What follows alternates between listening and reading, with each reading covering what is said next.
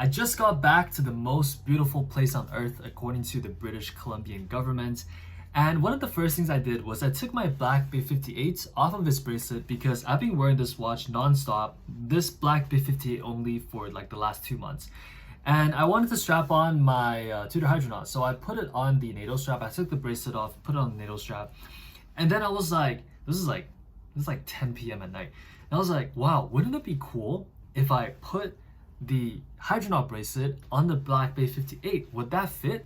So then I didn't like put the whole bracelet here. Let me show you. This is my black Bay 58 bracelet, and this is my Hydronaut bracelet. So I then took my Hydronaut bracelet, looks like this, right? So now I was like, whoa, what if I take the end link? Where'd the other one go? There it is.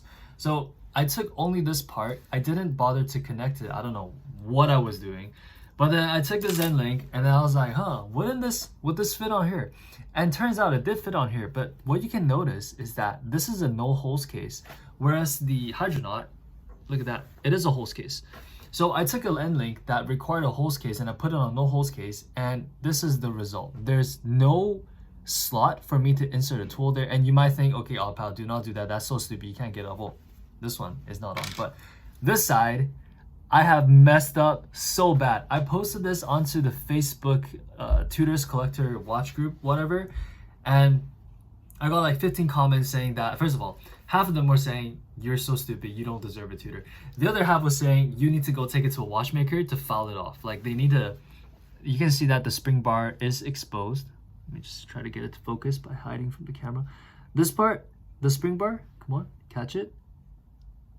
Anyways, I'll probably do like a separate shot of it, but theoretically speaking, a watchmaker should be able to take a file and cut the spring bar off to then release the end link. Now, it's not going to be as easy as just cutting one part off, because then you're going to have a broken spring bar that is still attached because the spring is still in there. So they're probably going to have to cut both of them off, try to reel it out.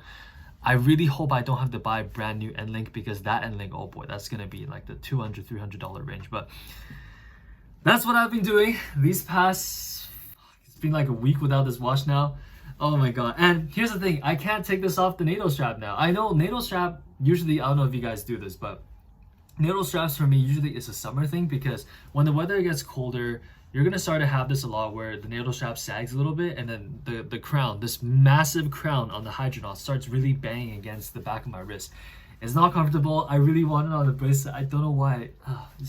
You know, sometimes when you don't mess with your watch for a while, you decide to do all sorts of weird things with it. Like you think of changing on the bracelet, you want to buy a new leather strap, you want to even do things like change the bezel into like a 925 bezel, or the black 58 gold bezel with the green inserts.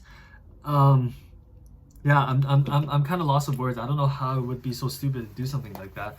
And then the good part is, I guess, if I want to try that, I still have my black Bay 58 bracelet. So yeah, no, you know what? No, let's not do that. Let's go talk to Tudor and see what they can do.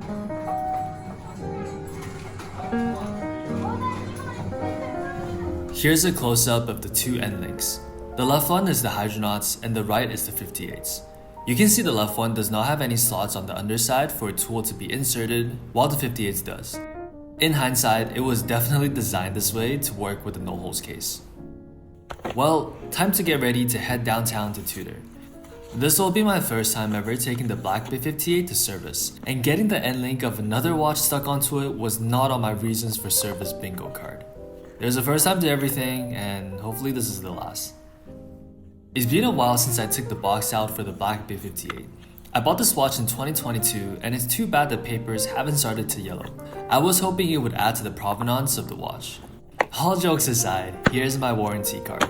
I'm going to be needing this card, as additional to removing the link, there's one more thing I'd like the service center to check over. I'm here in Vancouver downtown. The weather is absolutely nasty today. It's all rain, no sign of sun whatsoever. I'm about to go get my Tudor Black Bay 58 serviced. Is that what it's called? I need to get the end link taken off, and hopefully they don't destroy the end link in the process. Spring bar, okay, yeah, I'll chip in like 20 bucks, 50 bucks, however much the spring bar is gonna cost me, but that Hydronaut end link, if they do have to destroy it, that's gonna be an expensive repair. One saving grace I do have is that, in all honesty, the Black Bay 58 has been running slow over the past 3-4 months, I want to say. It's been consistently losing about 10 to 15 seconds a day, slower than what it should be. And so I want to ask if they could take it to the service center, see if they can help me service the watch, check why it's running slow, and then at the same time, just while you're at it, why don't you help me take that end link off? So that's the game plan. Let's go see what they can do for us.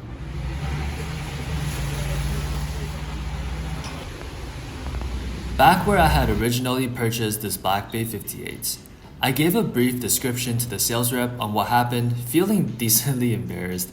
He took the watch to the back office and asked me to wait a bit, so I took the time to check out some of the watches they had in stock.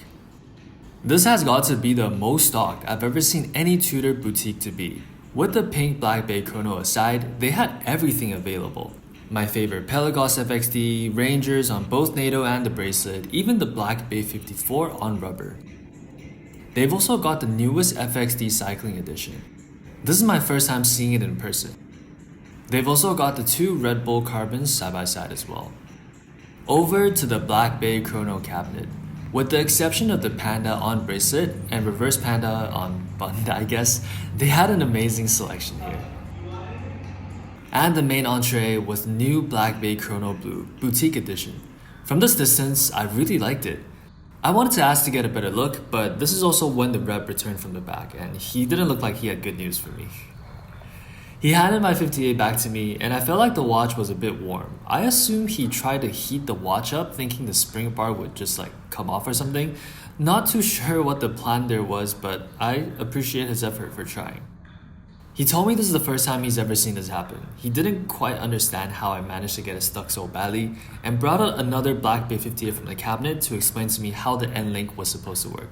You guys kinda get the idea, and I don't blame him, as I guess not everyone has seen a Holes case end link before, on top of it being one of a Hydronaut's, and on top of that, being stuck on a modern Tudor. Just left Tudor GWC. The sales rep was very confused on how I got the end link to be stuck. He was explaining to me that the Black Bay 58's end link was supposed to have two slots on the side where they can insert the tool through to pull the spring bar out. And obviously, being an owner of the Black Bay 58, I know that, and I had to explain to him that I tried to insert an end link for no holes case, end link for a holes case into a case with no holes. Quite frankly, I'm pretty confused myself as well, but he said it's going to take about a week for the service center to get back to me, and if I do have to purchase a brand new spring bar or an end link, they're going to give me a text first to know how much the damages are. He also noted down that the watch was running by about 10 to 15 seconds slow a day. They're going to probably disassemble it, check the movement, and it's one thing that the watch isn't really keeping time, but another thing that I can't wear it at all. So fingers crossed, hopefully by the end of October, I'll be able to get the Black Bay 58 back on my wrist again. Here is the claim check for the service. He noted down the end link being stuck, as well as scratches on the case, likely for liability reasons. Also the issue with the time loss. Stay tuned and find out with me what happens next.